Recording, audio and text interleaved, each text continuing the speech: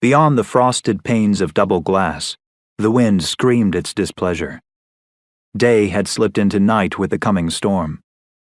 The WKOB weatherman was predicting 3 feet of snow today, another 6 inches tomorrow. The worst storm to hit in 30 years, he said. Do not leave your homes unless it's absolutely necessary. The young doctor was listening intently to the radio at the second-floor station when her pager beeped. She checked the code, slipped quickly across the wine-red carpet to the nearest window, and peered out on a desolate winter scene. The little hospital parking lot wore a sheet of inch-thick ice, pinned by mountains of plowed snow. It was mostly empty, the hospital all but shut down in preparation for the storm. Only 3 patients today, and 2 of them had come in on the same call. A couple of skiers who got disoriented in the woods and had frostbite.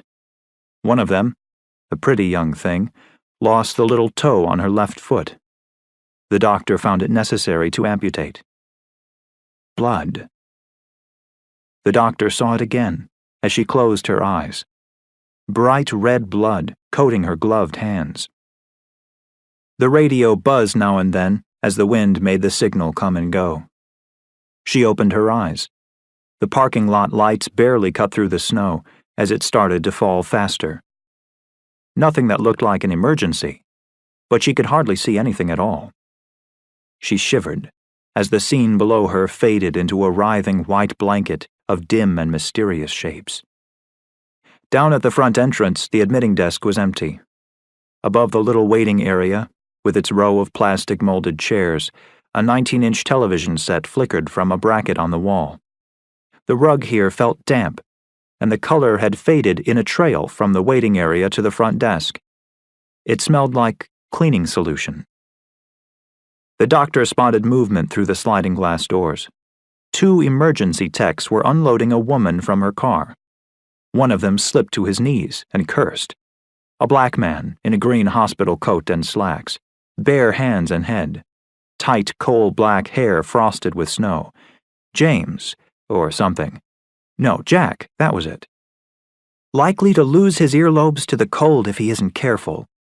And maybe the tips of his fingers, too. It could happen in 5 minutes in this weather.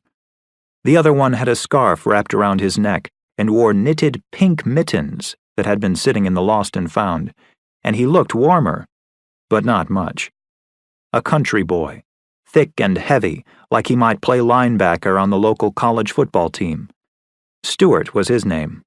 Or Stan. Young kid. She had only been working there a week and couldn't remember everybody yet.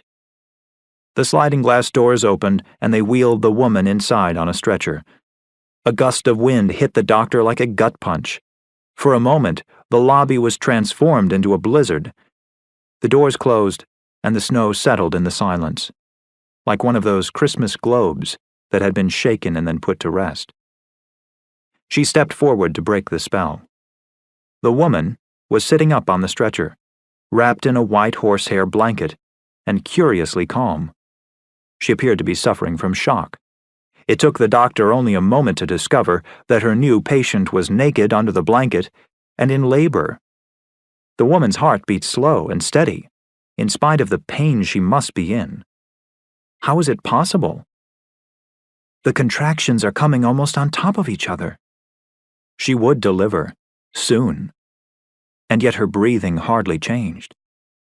The empty car sat sideways, just outside the entrance, lights shining away from them, motor still running. The doctor leaned forward, close to the pregnant woman's face.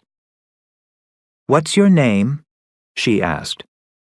The woman smiled vacantly. "Your name," the doctor said again, sharply this time.